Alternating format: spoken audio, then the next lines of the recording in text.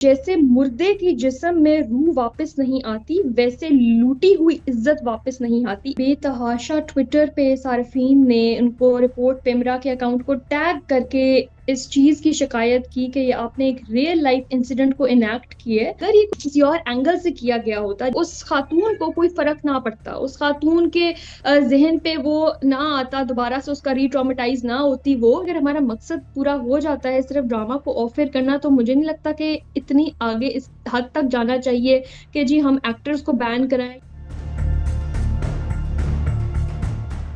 किसी भी माशरे में फिल्म, ड्रामा या थिएटर उस माशरे के हालात की अक्कासी करता है और अमूमी तौर पर किसी भी ड्रामे की स्टोरी लाइन या फिल्म की स्टोरी लाइन किसी भी माशरे के असल वाक़यात से ड्राइव की जाती है। लेकिन ये कितनी हकीकत होती है और अगर किसी की स्टोरी सुनाई जाए तो क्या उनसे इजाज़त लेना पहले ज़रूरी है? इस तरह के बहुत से सवाल हादसा ड्रामा के बाद सामने आए। जियो टेलीविज़न पर ये ड्रामा आ रहा था जो कि एक बदकिस्मत वाक़या सियालकोट मोटरवे इंसिडेंट था, जिस पर इस ड्रामे को बेस किया जा रहा था। इसकी हाइप उस वक्त सामने आई जब वो मुतलका खातून जिनके साथ ये बदकिस्मत हादसा पेश आया, उन्होंने एक मीडिया पर्सन से रब्ता किया और फिर इस केस को बैरिस्टर खतीजा सिद्दीकी देख रही हैं जिन्होंने पैमरा में इसको रिपोर्ट किया और ड्रामा बंद कर दिया गया। क्या ड्रामा मुस्तकिल बंद कर दिया गया है या कुछ अर्से बाद दोबारा से ऑन एयर होगा? और इस तरह के दीगर बहुत से सवालात हमारे साथ खतीजा सिद्दीकी मौजूद हैं। खतीजा, बहुत शुक्रिया आपके वक्त का। सबसे पहले तो ये बताएं कि आप ये केस लेकर पैमरा में गई,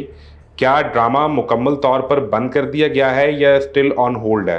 बिल्कुल, अभी जो हमारी कंप्लेंट पे पेमरा ने फौरी एक्शन लिया है, सिर्फ हमारी कंप्लेंट पर नहीं बल्कि बेतहाशा ट्विटर पे सार्फिन ने उनको रिपोर्ट पेमरा के अकाउंट को टैग करके इस चीज़ की शिकायत की कि ये आपने एक रियल लाइफ इंसिडेंट को इनेक्ट किया है और इसी इंसिडेंट की वजह से जो रियल सर्वाइवर है वो ट्रॉमेटाइज्ड है, जिसकी वजह से पेमरा ने फौरी एक्शन लिया और उन्होंने इसको ऑफ एयर कर दिया है। अच्छा, मुझे ये बताइएगा कि ये ड्रामा जब ऑन एयर आना स्टार्ट हुआ है, इसके 10-12 एपिसोड्स आ चुके हुए थे,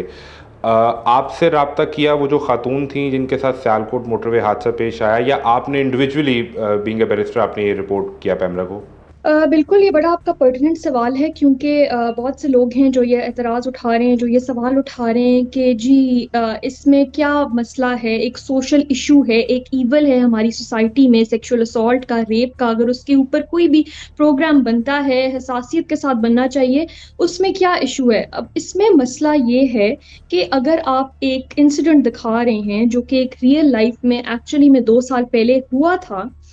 तो वो खातून जिंदा हैं, उन खातून की कंसेंट लेना बहुत ज़रूरी थी इस केस में, क्योंकि अगर ये कोई भी रेप का केस उन्होंने दिखाया होता, जिस तरह लोग कह रहे हैं कि जी इस तरह तो रोज़मर्रा की ज़िंदगी में ऐसे सैकड़ों केसेस होते हैं जो रिपोर्ट होते हैं रेप के, लेकिन ये बिलखसूस उन्होंने दिखाया है, इसको पिक्चराइजेशन ऐसे किया है कि ये हाईवे के ऊपर ही एक खातून जा रही थी अपने बच्चों के साथ और उन बच्चों के सामने ये सारा वाकया पेश आया। तो इसकी इतनी स्ट्राइकिंग रिजेम्बलेंस है इस केस के साथ जो 2020 में है, और इससे मेरा कोई कंसर्न नहीं था, इससे उस खातून का कंसर्न था और उसका जो ट्रॉमा था वो सारा रीइग्नाइट हो गया। जो रीट्रॉमेटाइजेशन होती है ना, उसको समझना एक विक्टिम के एंगल से बहुत जरूरी होती है, और जो इस चीज से गुजरा हो वो उसको बेहतर समझ सकता है कि क्या वो दोबारा से उसकी इनएक्टिंग जो है उसको ड्रामा फॉर्म में लेकर आना, उसकी जहनी सूरत हाल पे क्या असरअंदाज होगा। उसने 2 साल पहले अपनी जिंदगी का एक बहुत बहुत ही जो है लाइफ चेंजिंग इंसिडेंट फेस किया, उसके बाद वो कैसे बैक टू नॉर्मल लाइफ आ रही थी, और आते आते उसको एकदम से जो है एक झटका मिला। उसके खानदान वालों ने उसको कांटेक्ट किया कि जी आपका तो ड्रामा चल रहा है, हर हफ्ते इस तरह एयर ऑन एयर होता है, तो आपको पता ही नहीं है। उसने फिर वो देखना शुरू किया और उसने ऐसी ऐसी डिटेल्स वो सामने उसके आई कि वो उसको लगा कि एग्जैक्टली सिमिलर उन्होंने उसी की लाइफ स्टोरी उससे पूछे बगैर, उसके इर्द गिर्द वाले लोगों से पूछ के या किसी से भी पूछ के उन्होंने वो इनेक्ट की नहीं है। तो इतनी ज्यादा रिजेम्बलेंस नहीं हो सकती कि वो जो खातून है, उन्होंने मारूफ एंकर पर्सन जर्नलिस्ट हैं फरीहा इदरीस, उन्हें तो कॉल की, उनसे बात की और सारी सूरत बताई। अब आपने बीइंग अ बैरिस्टर इस केस को पैमरा के सामने कंप्लेन को फाइल किया, आपने इंडिविजुअली इसे फाइल किया या उन खातून ने खुद आपसे रब्ता किया कि आप मेरा ये केस लड़िए? फरीहा ने इसको हाईलाइट किया ट्विटर पे, लेकिन उसके बाद जो हमारी उससे विक्टिम से बात हुई, सर्वाइवर मैं कहूँगी, सर्वाइवर से बात हुई, उसने एक्चुअली में हमें इजाज़त दी उसने कहा हम्म। चूंकि मेरी विक्टिम आइडेंटिटी मैंने अपनी छुपा के रखी है 2 साल, उसको सामने नहीं आने दिया बिकॉज ऑफ वेरियस प्रेशर्स जो कि एक खातून को इस सोसाइटी में सामने आने के बाद फेस करने पड़ते हैं। तो उसने उस वजह से अनोनिमस अपने आप को रखने के लिए उसने मुझे रिक्वेस्ट की कि आप इसको कंप्लेन कर दें, और मैं आपको पूरी की पूरी इजाजत देती हूँ ये करने के लिए। ये तो एक बड़ी नॉर्मल रूटीन प्रैक्टिस है कि माशरे में कोई हादसा वाकया, चले ये तो हादसा है जो सियालकोट मोटरवे वाला हुआ, लेकिन किसी वाकये, ओरिजिनल वाकये से आप इंस्पिरेशन लेते हैं और उस पर आप ड्रामा बनाते हैं ताकि आप सोसाइटी को दिखा सकें कि अच्छा फेस क्या है और बुरा फेस क्या है और आपने कौन से रास्ते पे चलना है। तो ये तो एक बड़ी रूटीन प्रैक्टिस है। बिल्कुल, ये आपने बड़ा अच्छा सवाल किया। देखिए, जब एक ऐसा कोई वाकया होता है जिसको मीडिया, इंटरनेशनल मीडिया टेकअप करता है, वो बहुत ज्यादा हाईलाइट होता है, तो लोगों की नजरों में एक ही केस है। जिस तरीके से इस ड्रामे को लेकर जाया जा रहा है, वो उनका सीधा सीधा ध्यान एक ही केस पे जाता है, वो मोटरवे रेप इंसिडेंट है। अगर ये कोई और किसी और एंगल से किया गया होता, जिस तरह घर के अंदर कोई होता या किसी बाजार में होता या कोई किसी और स्टोरी लाइन के इर्द गिर्द रिवॉल्व कर रहा होता, तो ऑब्वियसली उस खातून को कोई फर्क ना पड़ता, उस खातून के जहन पे वो ना आता, दोबारा से उसका रीट्रॉमेटाइज ना होती वो। लेकिन चूंकि उसने एग्जैक्टली सिमिलर सर्कमस्टांसेस में अपने साथ वो एक अपनी झलक देखी उस खातून में जो एक्टिंग कर रही है इस ड्रामे में, तो उसको इतनी रिजेम्बलेंस लगी कि ये वही उसी तरीके से दिखाया जा रहा है जो मेरे साथ हुआ था। मैं ये समझना चाह रहा हूँ ऑडियंस के लिए भी कि जो बुनियादी आप जो केस लेकर गई, जो कंप्लेन आपने की, वो इस चीज़ पर है कि उनसे कंसेंट नहीं लिया गया या इस चीज़ पर है कि ये दिखाना ही नहीं चाहिए था? हाँ जी, बिल्कुल। ये उनकी चूंकि उनकी नॉलेज में नहीं था। देखिए, अगर आपने किसी चीज के ऊपर आपने ड्रामा बनाना होता है जो कि किसी इंसान की जिंदगी के इर्द गिर्द रिवॉल्व करता है, तो सबसे पहले आप उससे इजाजत लेते हैं। उसके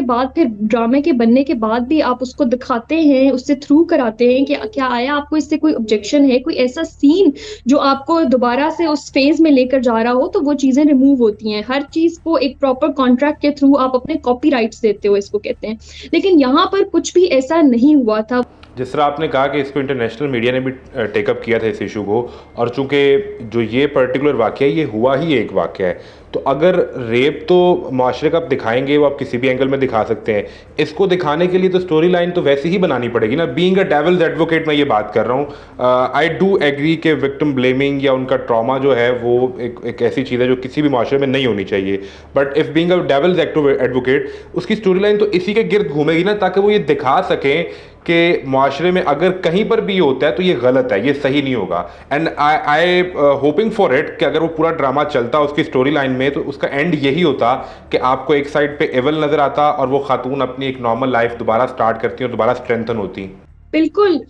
लेकिन आपको, मैंने तो ऑब्वियसली एक वकील की हैसियत से यहाँ बात कर रही हूँ, लेकिन जो मैंने इस ड्रामे के एक दो डायलॉग्स देखे हैं वो सराउंड करते हैं विक्टिम ब्लेमिंग पे और विक्टिम शेमिंग पे। उस ओके। पे इतना जो नैरेटिव शो किया जा रहा है वो ये है कि औरत की इज्जत जो है वो एक रेप के बाद लुट जाती है, उसकी इज्जत चली जाती है, उसका खानदान की इज्जत, उसकी हर इज्जत जो है वो उसकी बॉडी के साथ मंसूख कर दी जाती है। एक डायलॉग है जो मैं आपको बताना चाहूंगी इसमें। जी। उसमें ये कहती है खातून, जैसे मुर्दे की जिस्म में रूह वापस नहीं आती, वैसे लूटी हुई इज्जत वापस नहीं आती। इससे आप क्या तासुर देना चाह रहे हैं सोसाइटी में कि एक खातून जिसके साथ ज्यादती होती है, क्या वो नॉर्मल लाइफ गुजार नहीं सकती? ये हमारे माशरे का एक बड़ा अलमिया है कि खातून के साथ पूरे माशरे की इज्जत, पूरे खानदान की इज्जत, पूरे घर की इज्जत अटैच कर दी जाती है। ड्रामा राइटर का या ड्रामा प्रोड्यूसर का उन सर्वाइवर से कोई डायरेक्ट रिलेशन तो नहीं होगा, और वो लाइमलाइट में भी नहीं आई, मीडिया में नहीं आई, तो फिर वो एग्जैक्ट डिटेल्स किस तरह उन तक पहुंच गई? एक सवाल तो ये मैं भी जानना चाहूंगा। मैं आपको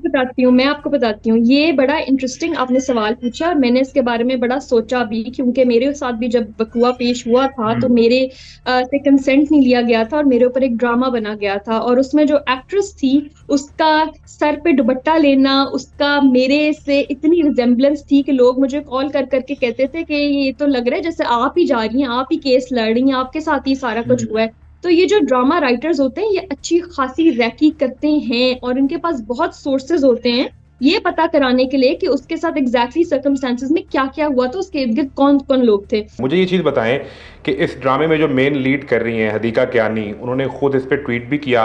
और उस ट्वीट का जो पहला हिस्सा है उसमें ये खुद एडमिट भी कर रही हैं कि मैंने जब स्क्रिप्ट को पढ़ा तो मेरा भी पहला ख्याल ये था कि ये मोटरवे इंसिडेंट से रिलेटेड या उसकी स्टोरी लाइन पे है। सो ये तो वो खुद एडमिट कर रही हैं, विच मीन्स के ड्रामा इस पे बनाया जा रहा था। तो इसमें अब क्या राइटर पे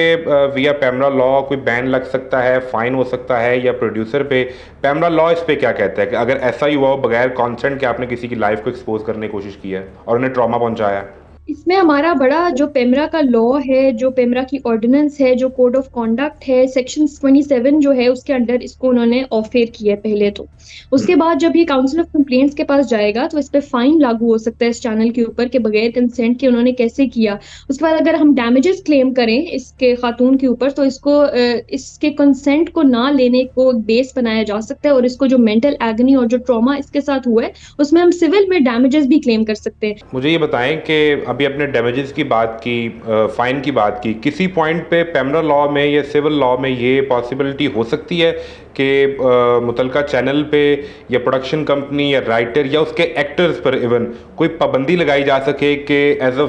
पनिशमेंट कि उन्होंने किसी की पर्सनल लाइफ को यूँ एक्सपोज किया है? देखिए, हमारा मकसद जो है वो सिर्फ एक विक्टिम को प्रोटेक्ट करना है। अगर हमारा मकसद पूरा हो जाता है कि ये जो ड्रामा है जिसमें से जो ये एक्टिंग जो इसमें इनेक्ट किया हुआ सीन वो प्ले ना हो, वो इस माशरे के लिए, पूरी दुनिया के लिए देखने के लिए ना हो कि जी ऐसा ये वकूआ पाकिस्तान के अंदर हुआ था और इसी वकूए के ऊपर एक पूरा ड्रामा बन गया। अगर हमारा मकसद पूरा हो जाता है सिर्फ ड्रामा को ऑफर करना, तो मुझे नहीं लगता कि इतनी आगे इस हद तक जाना चाहिए कि जी हम एक्टर्स को बैन कराएं या कोई कराएं, क्योंकि एक्टर्स की इसमें कोई गलती नहीं है। जी, आपके वक्त का बहुत शुक्रिया। हादसा ड्रामे के हवाले से खदीजा सिद्दीकी ने जो रिपोर्ट पैमरा में फ़ाइल की थी उसकी बुनियाद पर फ़िलहाल ड्रामे को ऑफर कर दिया गया है। काउंसिल ऑफ कंप्लेंट में इसमें क्या होता है, मज़ीद फ़ाइन होगा या डैमेजेस क्लेम करेंगे, ये सूरत हाल आने वाले वक्त के साथ डेवलप होगी। लेकिन किसी भी सूरत में किसी विक्टिम या सर्वाइवर पर अगर ट्रू स्टोरी पर आप ड्रामा बनाना चाहते हैं तो कंसेंट लेना इखलाकी तौर पर भी और कानूनी तौर पर भी बहुत ज़रूरी है।